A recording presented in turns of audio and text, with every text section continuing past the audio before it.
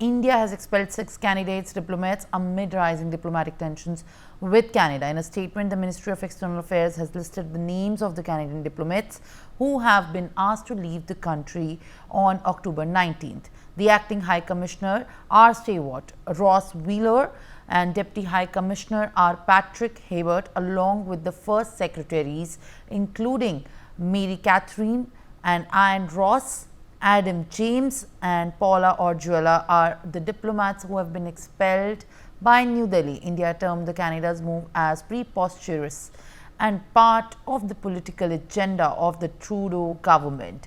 In a tit-for-tat move, now the Canada too has asked the 6 Indian diplomats to leave the country. Police and uncovered evidence of a worsening campaign against Canadian citizens. Relations between the two countries have been fraught since last year, when Canadian Prime Minister Justin Trudeau said that he had evidence linking Indian agents to the assassination of a Sikh separatist leader in his country. The withdrawal of the High Commissioner and other diplomats by India indicates a significant downgrading of the ties with Canada. The Royal Canadian Mounted Police has said they had significant information on broad criminal activity orchestrated by the agents of the Government of India and used to target members of the South Asian community in Canada. All right, viewers, this in fact is the breaking update that we are getting to you at this point of time. The ties between the two nations continue to worsen. In fact, now, as per statements garnered the responses from one of the countries, right now it remains to be seen what kind of an impact this does pose on many Indian nationals surviving and living in Canada. Joining me live is my colleague Mehndi Garg. Mehndi, very good morning to you. And what we can track at this point of time, that there is in fact a big showdown as far as the relations between the two nations are concerned. From the last year itself, they have been hitting at a particularly low point, especially given that now 6 diplomats have been expelled. What is the latest that you are picking up in this regard, and what can you share more with us?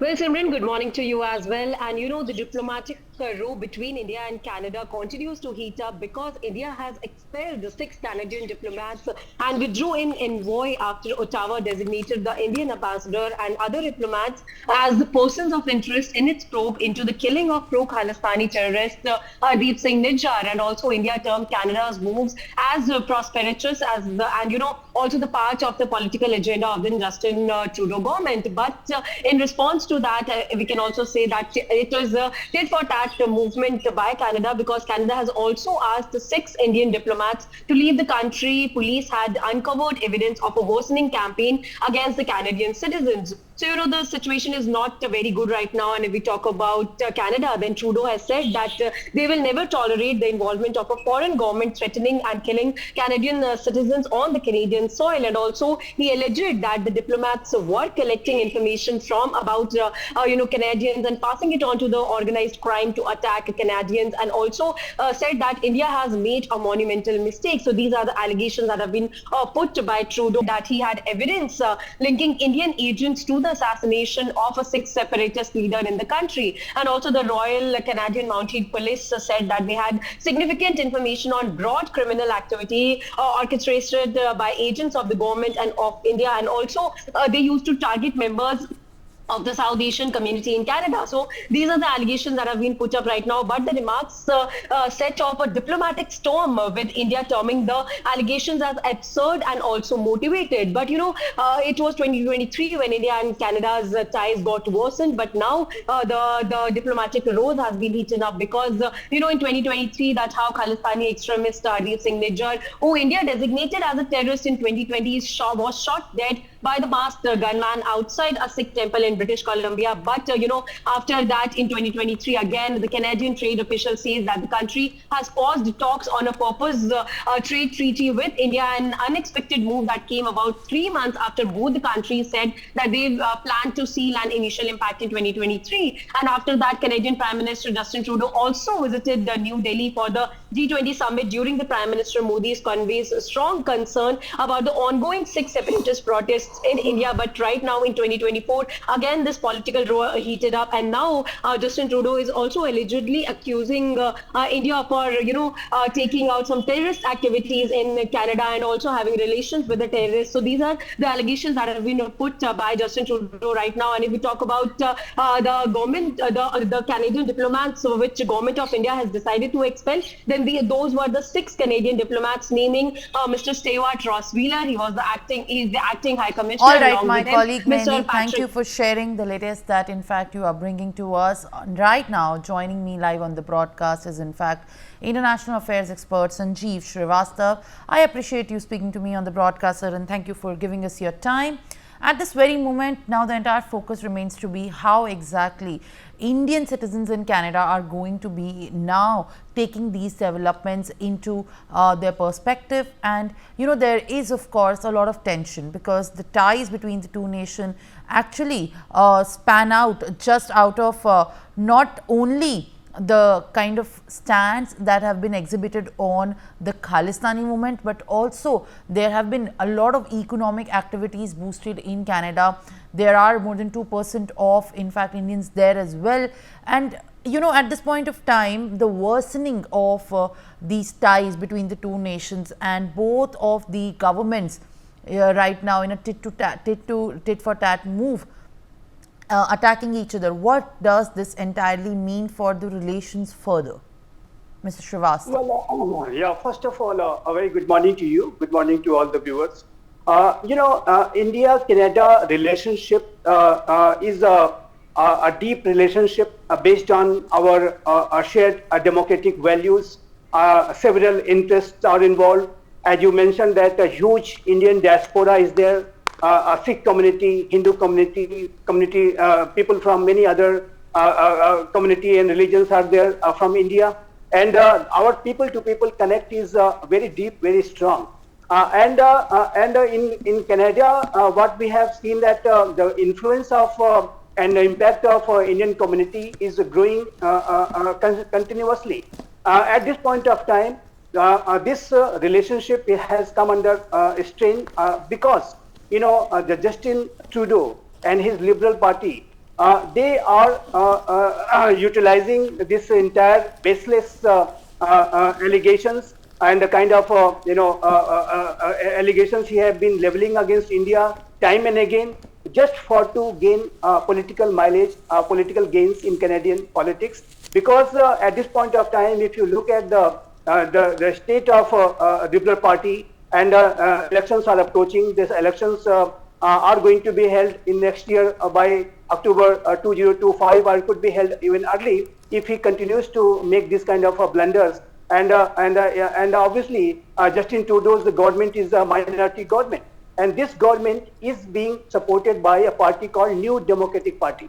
This New Democratic Party is led by Mr. Jagmeet Singh. Jagmeet Singh is a person, is a leader in Canada who actively supports the Khalistani, terrorists, extremists, and this party has been giving support to Justin Trudeau's minority government, and that is how Justin Trudeau's government has survived thus far. But if you look at the recent elections in Montreal, in Toronto, the kind of a defeat Liberal Party has suffered in a very long time. It was Montreal and Toronto was the places. It was supposed to be a very safe base for Liberal Party, but Justin Trudeau has lost those 2 seats also. This shows that his popularity is going down and down, and is very much concerned about his own political survival, and he wants to continue getting support from New Democratic Party. And that is why, because of his very narrow political self-interest, he has decided to put this, entire drama and episode of India-Canada relationship and the baseless allegations which had leveled against India yet again on the front. And that is why this new episode has come up. And as far as our response is concerned, obviously India will not tolerate any such kind of attempt to malign the image of India, and it is a kind of a smear campaign they are running. and India will not tolerate this. And we have responded in kind, and we have, expelled a few diplomats from India, those who are serving here in Canadian embassy, and obviously India will continue responding and taking hard stand. Also, let me say that kind of words have been used about Indian High Commissioner and other diplomats, calling them a persons of interest. It is so undiplomatic, so negative, and it does not speak very well of a country which is supposed to be a responsible democratic country. Canada boasts about itself that they are promoting a rules-based order, they are promoting peace and stability, they have shown a lot of interest in Indo-Pacific region, but with this kind of behavior, diplomatic behavior, when you are calling our High Commissioner and other diplomats a persons of interest, this shows that what kind of a weak diplomatic understanding you have with regard to international relations. India is the largest democracy on planet. India is a very responsible nation.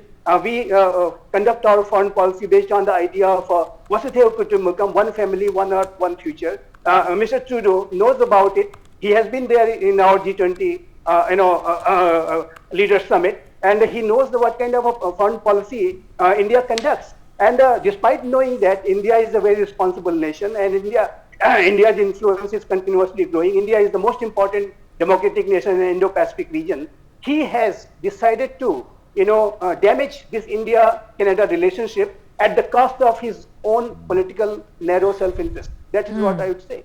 And and this is not a good trend. It doesn't speak well for his own personality. Also, it doesn't speak well for his party. And if he continues making these kind of blunders, which obviously India will not accept it, this kind of behavior, India is going to be responding with very, very, very hard way. But I would say that ultimately the kind of gains he is attempting to make and the kind of appeasement politics he is doing, just to trying to gain some political support from the New Democratic Party and certain such extremist elements in Canadian politics, he is not going to be surviving for very long. And I believe that with this plummeting popularity of Mr. Trudeau, I think that the Canadian people are going to be rejecting his entire approach, and he will be defeated in the upcoming elections. So that is quite apparent at this point of time in my assessment.